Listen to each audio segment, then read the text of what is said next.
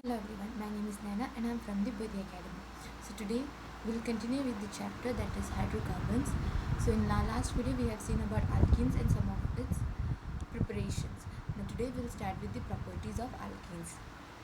Now properties of alkenes, we have physical and chemical properties. Let's start with the physical properties of alkenes. Now alkenes as a class resembles alkanes in physical properties except in types of isomerism and difference in polar natures. So the alkenes, they resembles the physical properties of alkanes. Only the exception is with the type of isomerism and the polar nature. Okay, now the first three members are gases, the next 14 are liquids, and the higher ones are solid. Now for alkenes, the first three members of the alkenes are gases. The next 14 are your liquids, and higher than that is your solids. Now ethene is a colorless gas with faint sweet smell. Okay, ethene or your ethylene is a colorless gas with a sweet smell. Now all other alkenes are colorless and odorless, insoluble in water but fairly soluble in non-polar solvents like benzene, petroleum ether, etc. Okay, now uh, all the alkenes are colorless and odorless, okay, except for ethene which has a sweet smell. Okay, now they are insoluble in water. Okay, all the alkenes, they are insoluble in water but they are fairly soluble in non-polar solvents like benzene, petroleum ether. Now they show a regular increase in boiling point with increase in size. Okay, their boiling point increases with increase in the size. Every CH2 group added increases boiling point by 20 to 30 kelvins. So CH2 group, as your structure increases, like the amount or the number of CH2 group, when it increases from 2, 3, 4, 5, 6, 7, so as number of CH2 group increases, your boiling point also increases with 20 to 30 Kelvin. So each CH2 molecule, okay, one CH2 molecule can increase the boiling point up to 20 to 30 Kelvin. Like alkanes, straight chain alkenes have higher boiling point than isomeric branch chain compounds. So like alkanes, the straight chain alkenes has boiling point higher than the branched ones. The next is the chemical properties. Alkenes are rich sources of loosely held pi electrons. Yes or no? By explaining the composition of alkenes, so the double bond strategy, I have explained that the alkenes, they have a loosely held pi bond electrons. Now because of this loosely held pi bond electrons, the electrophiles can directly attack the alkene molecules. So electrophiles add on to carbon-carbon double bond from the addition products, okay, and they form the addition products. Some reagents also add free radical mechanism. Now because of this pi bond, you can have addition product, you can have free radical mechanism. There are cases when under special conditions alkenes also undergo free radical substitution reactions. Okay, oxidation and ozonolysis reaction are also quite prominent in alkenes. So you can have oxidation or ozonolysis reaction which are also quite seen in your alkenes. A brief description of different reactions of alkenes is given below. Now here they have briefly explained you some reactions that are associated with your alkene molecules. Now first amongst them is the addition of dihydrogen. Okay, when you add dihydrogen, alkenes add up one molecule of dihydrogen gas in the presence of finely divided nickel, palladium or platinum from alkanes. Now this reaction you might have seen it in the preparation of alkanes using alkenes. Okay, when you have preparation of alkenes using alkenes, that time you have seen this reaction where you have added dihydrogen, okay, in the presence of some of the catalyst like nickel, platinum or palladium. Okay, they form your alkanes. Second one is the addition of halogens. Halogens like bromine, chlorine add up to alkene to form a vicinal dihalide. Okay, now halogens like bromine, chlorine, they add up to your alkenes to form a vicinal dihalide. Now what is a vicinal dihalide? When two carbon atoms attached to each other has your halides. Okay, so this is what vicinal dihalides are. Now, however, iodine does not show addition reaction under normal conditions. You can have chlorine or bromine added to your vicinal dihalides, but iodine doesn't show reaction under normal conditions. The reddish orange color of bromine solution in carbon tetrachloride is discharged when bromine adds up to an unsaturation site. Okay, you can get a reddish orange color of bromine solution. Okay, when your carbon tetrachloride, what is carbon tetrachloride? When your carbon, okay, it has chlorine on all four sides of it. Okay, all the four sides you have chlorine. Now this is your CCl4.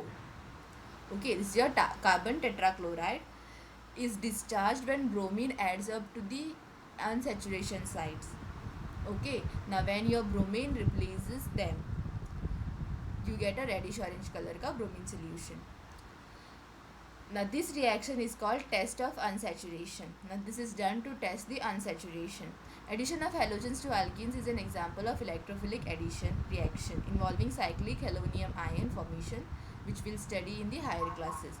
Now addition of this dihalogens to your alkenes or alkanes, this is a type of electrophilic addition. Okay, especially towards your alkenes, when your halogens are added, this is an electrophilic addition where your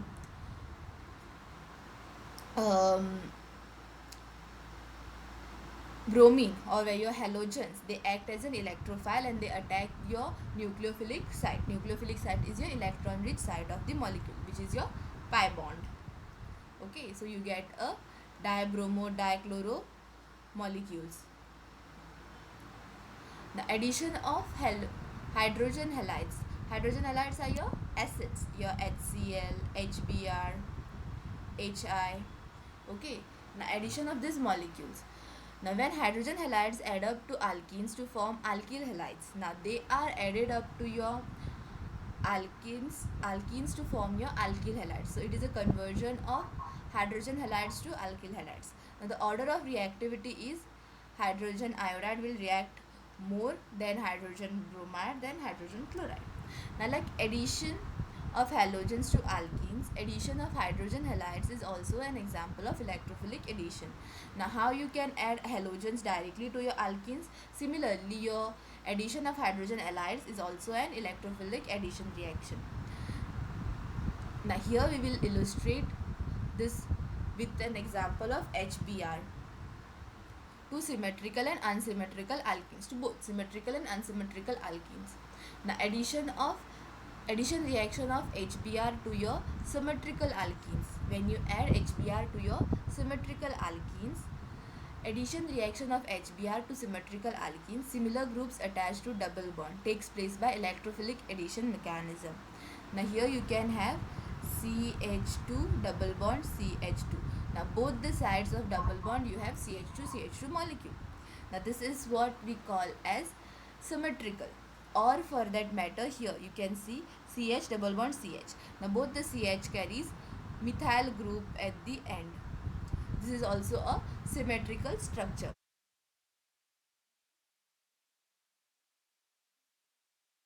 Okay, now here what will happen is your bromine molecule, okay, it will attach to the first carbon. Okay, it will attach to the first carbon and the hydrogen will go to the second carbon. Addition reaction of HBr for unsymmetrical alkenes, and this is what your Markovnikov rule is. Okay, for unsymmetrical alkenes you follow Markovnikov's rule. Now how HBr add to propene? The two possible products are 1 and 2. When you have propene molecule, okay, you can get two type of product. You can get 2 bromopropane or you can get 1 bromopropane. When you have equal number of, when you have symmetrical structure, either one will give you the same reaction. Okay, or either one will give you the same product. For example, here you can see, if the bromine is attached here, this will also name as 1 bromoethene, 1 bromoethane. If it is attached here also, you call it as 1 bromoethane. Now here, either this carbon or this carbon, it will be 2 bromobutane only. Okay, so nothing will be changing if you add them here and there, but for unsymmetrical alkenes it changes. Okay, if the bromine is attached to this carbon, it will become 2 bromopropane, whereas if it is attached to this carbon, it will become 1 bromopropane. Okay, so Markovnikov is a Russian, he was a Russian chemist, made a generalization in 1869 after studying such reactions in detail. So he gave a rule. Now this generalization led to Markovnikov to frame a rule called Markovnikov rule.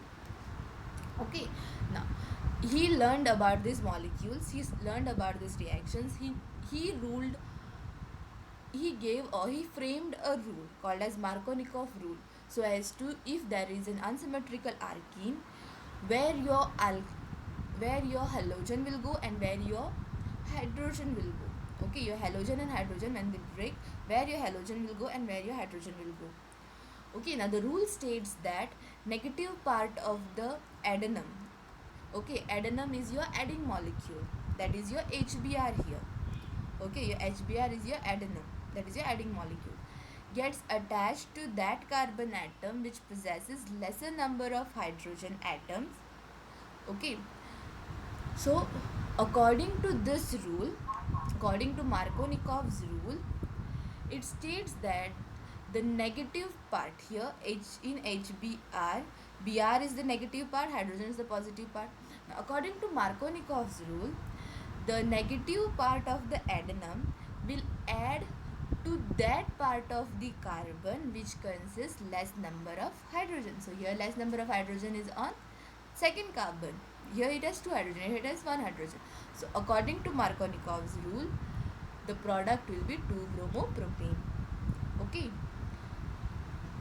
Now thus according to this rule, product 1, that is 2 bromopropane, is expected, as I told you. Now in actual practice, this is the principal product of the reaction. So when you actually do it, this is the principal product that is formed during the reaction. Now this generalization of Markovnikov's rule can be better understood in terms of mechanism of reaction. Okay, now this you can understand using the mechanism of reaction, using the Markovnikov's mechanism, how it actually happens. Now hydrogen bromide provides an electrophile H plus which attacks the double bond to form a carbocation. Okay, so when you have HBr, it breaks and you get your H plus and Br minus, right? Now this H plus will react with your double bond to give you a carbocation, that is your CH2 plus. Okay, now here if the CH2 plus, okay, if the carbocation is on the first carbon, it is less stable primary carbocation. When it is on the second carbon, it is a more stable secondary carbocation. You know, stability wise, tertiary carbocation is more stable than secondary than primary. So this, since this is a primary carbocation, it is less stable, so this is more likely to be not formed, whereas this one is more stable, so this one will be considered to be formed. The secondary carbocation is more stable than the primary carbocation, therefore the former predominates because it is formed faster at a raised rate. So since secondary is more stable than primary, it is seen that this is formed at a more faster rate than this. Okay, now the carbocation B is attacked by bromine ion to form the product as follows. So later to that carbocation, your bromine ion is attached to form the product 2-bromopropane.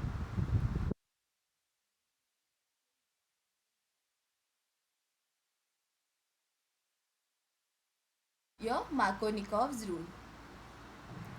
Now, next is your anti Markov's rule, anti-Markov's addition or peroxide effect or Kharash effect. Now, anti-Markov's addition is also called as peroxide effect or Kharash effect. Now, in presence of peroxides, addition of HBr to unsymmetrical alkenes like propene takes place contrary to the Markov's rule. This happens only with HBr but not with HCl and HI. Okay, so anti-Markov's rule, it occurs only with your HBr. Neither HCl nor your HI is involved here, only HBr is involved. Now, it takes place in the presence of peroxides to unsymmetrical alkenes. The addition of HBr in presence of peroxide to unsymmetrical alkenes like propenes take place to the contrary of Markovnikov's rule, that is your anti-Markovnikov's rule. Now, this addition reaction was observed by M.S. Kharash and F.R. Mayo. Now, even Markovnikov has given his rule, but there is something like this. If you add a peroxide, it can go with other way also. This was first observed by your M.S. Kharash or F.R. Mayo and F.R. Mayo in 1933 at the University of Chicago. Now, this reaction is also known as peroxide or Kharash effect or addition reaction to anti to Markovnikov's rule. Okay, this reaction has various names like peroxide reaction, Kharash effect, addition reaction, anti to Markovnikov's rule. That's why it is anti-Markovnikov's rule. Now here what will happen is your propene. Okay, this is your propene. Now to this propene you are adding HBr in presence of your peroxide. Okay. Now here what will happen is the bromine molecule or the negative part of the HBr, okay, that is your bromine molecule, will add to that carbon which contains more number of hydrogen. Now Markovnikov's rule states what? Negative part of the adenum will add to that carbon which consists of less number of hydrogen atom. Now anti-Markovnikov is straight ulta towards your Markovnikov's rule. So in this case, anti-Markovnikov's rule will state that your negative part of the adenum will add to that carbon which consists of more number of hydrogen atoms. So it will add to the first carbon. Okay. So it will be 1 bromo, propane will be your product. The mechanism will be peroxide effect proceeds via free radical chain mechanism as given below. Now when you have a peroxide, here they have used benzoyl peroxide. Okay. Benzoyl peroxide on homolysis. Homolysis means you have equally divided it. Okay, this is called homolysis. Both of them are getting C6H5 C double bond O, C6H5 C double bond O. Okay, here you are getting a free radical of benzene. Okay, now this free radical of benzene, it will break your HBr. Okay, and it will take up your hydrogen and leave out your bromine radical. Now this bromine radical again on homolysis will give you two compounds, a less stable primary radical and a more stable secondary radical. Okay, now when it is bound to your primary radical, okay, there will be a secondary radical because 1, 2, 3 carbon is a tetravalent, so one radical will remain there. Again you use another HBr. Now, this HBr, what will happen? The hydrogen will be taken up by this carbon and your Br radical will be left, and this Br radical will again go and bind to the second alkyl radical. Okay, and this cycle will continue. Now, the secondary free radical obtained in the above mechanism is more stable than the primary. Okay, so this is more stable than your primary free radical. Now, this explains the formation of 1-bromopropane as a major product. It may be noted that the peroxide effect is not observed in action with HCl and HI. So, here the peroxide effect will only be seen with HBr. Neither HCl nor HI will be involved in your peroxide effect. And this may be due to the fact that the HCl bond being stronger than HBr bond is not cleaved by the free radical, whereas the Hi bond is weaker and the iodine free radical combine to form iodine molecule instead of adding to the double bond. Now why your HCl and Hi doesn't react with the peroxide effect? The reason is given here. HCl, okay, the fact that HCl bond being stronger than your HBr bond, okay, the bonding between HCl is stronger than your HBr, it is not cleaved by the free radicals. Like how HBr bond is cleaved by a free radical of phenyl group, the same free radical cannot be used to break your HCl bond because it is stronger than your HBr bond. That's why HCl is not involved in your peroxide effect. Whereas for Hi, okay, for hydrogen iodide, the bond is weaker.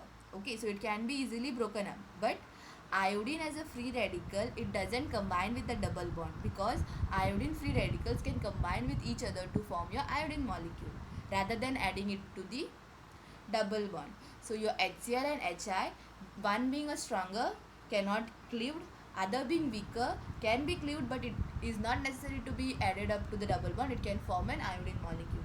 Okay, so because of these two reasons, your HCl and Hi doesn't show any effect in peroxide, whereas your HBr is involved in the peroxide reactions. Next one is your addition of sulfuric acid.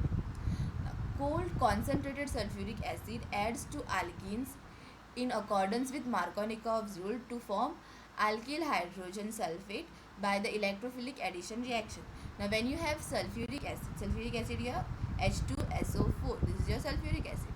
So when you have a sulfuric acid, when it breaks, it forms H2 and SO4.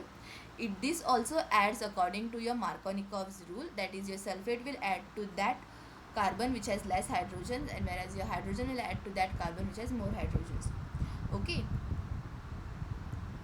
so here you can see, so this is your ethene molecule, this is your H2SO4, H2SO4. Okay, so this will add to ethyl hydrogen sulfate. So what will happen is this OH will leave, okay, either, sorry, it won't leave, this will entirely attach to your ethene molecule. One of the bond will break and you can see the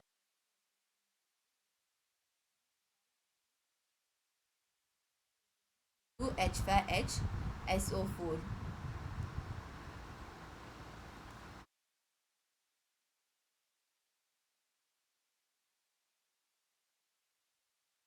And when you have propene, SO2OH, when you have a propene molecule, one of the hydrogen will bind to this molecule. Okay, this hydrogen, this will break, the hydrogen will go to this carbon CH2 and it will form CH3, and the remaining SOSO2OH, okay, remaining this part will bind to, that is HSO4 will bind to your second carbon. So this is your propyl hydrogen sulfate. The next one is your addition of water.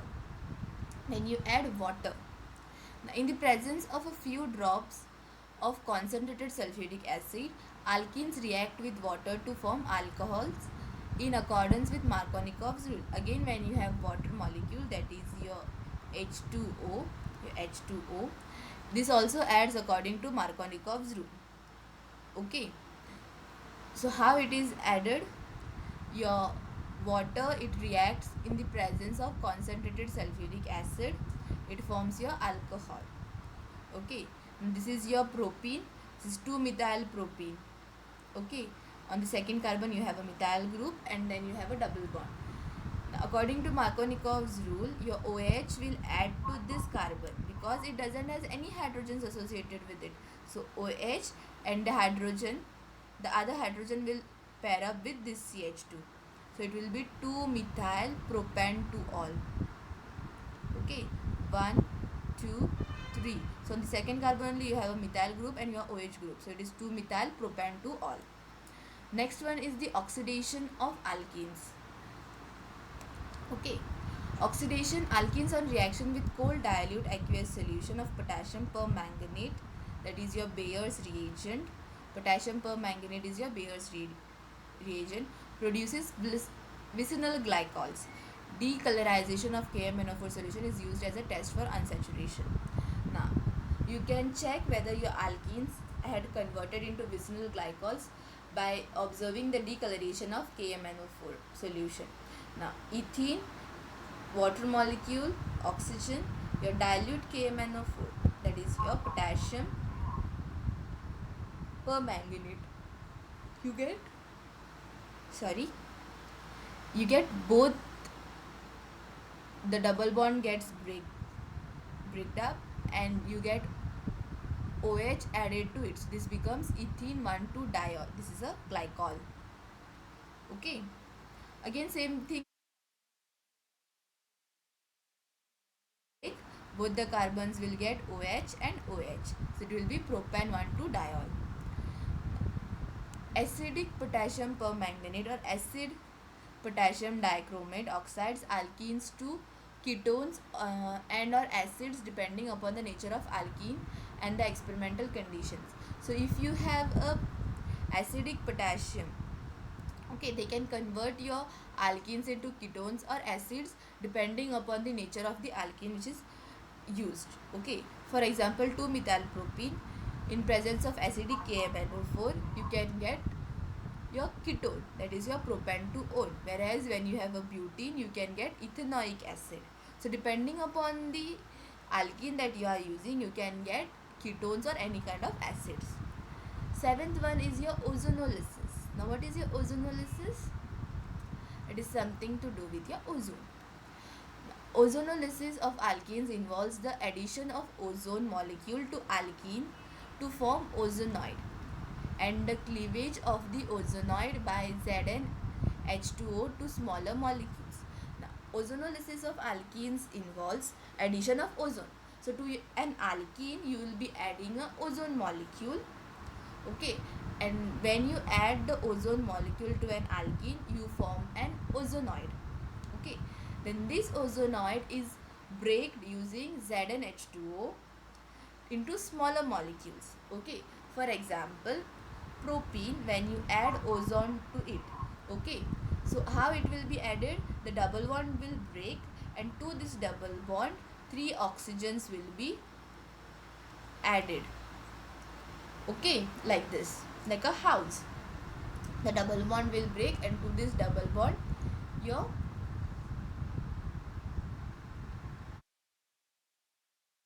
this will add both the bonds. Okay, take both the bonds, there is no bond between this CH. Okay, the 3 oxygens are added. This is your propenozonoid. Okay, when you react it with Zn and water molecule you get, one will be your ethanol, okay, and other will be your methanol. Okay, one product will be your ethanol, that is CH3 CHO, okay, and the other one will be CH3O. Okay, so ethanol and methanol will be your product. Again for methyl propene, 2-methylpropene, same thing will happen. This double bonds will break and you will get a 3 oxygen bonded to them instead of the double bond, and you will get propane to one and your formaldehyde or your methanol. Okay, next is your polymerization reaction. You are familiar with the polythene bags or polyethylene sheets? You have heard the name polyethylene, right? Polythene bags, polythene sheets. The polythene is obtained by combination of large number of ethene molecules at high temperature, high pressure and in the presence of a catalyst. Okay, now how you derive the polythene or polyethylene sheets? It is basically the combination of large number of ethene molecules together and they are combined together at high temperature, high pressure and in the presence of a catalyst. Now, the large molecules thus obtained is called polymers.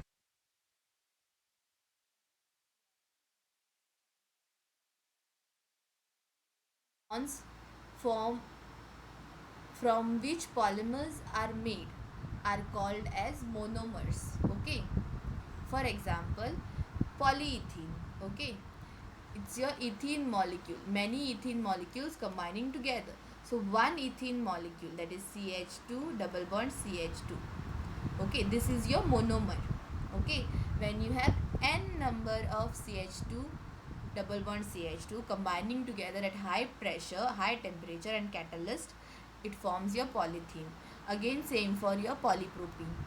Now, polymers are used for manufacture of plastic bags, squeeze bottles, refrigerator dishes, toys, pipes, radio and TV cabinets, etc. So polymers, they are used for various things to be manufactured. For example, your plastic bags, your squeeze bottles, refrigerator dishes, okay, your plastic vessels, your toys, pipes, radios, TV cabinets, etc. Now, polypropylene is used for the manufacture of milk crates, plastic buckets, and other molded articles. Okay. Now, your manufacturing of milk crates, plastic buckets, and other molded articles, they use polypropylene. Okay, propene ka many units. Now, though these materials have now become common, excessive use of polythene and polypropylene is a matter of great concern for all of us. Even though we use them excessively today, anywhere we go we get a polythene bag, everywhere we saw we get a polypropylene buckets, plastic buckets and all, but the use of them is a great concern for us because it causes pollution, because they are non-degradable materials. Okay, this is what you have for your ethene, your alkene molecules. Next is your alkynes that we will do in our next video. So I hope you all have understood the properties, physical and chemical properties, Markovnikov, anti-Markovnikov additions and the reactions that are there. So thank you for watching my video. Please do like, share and subscribe to our channel.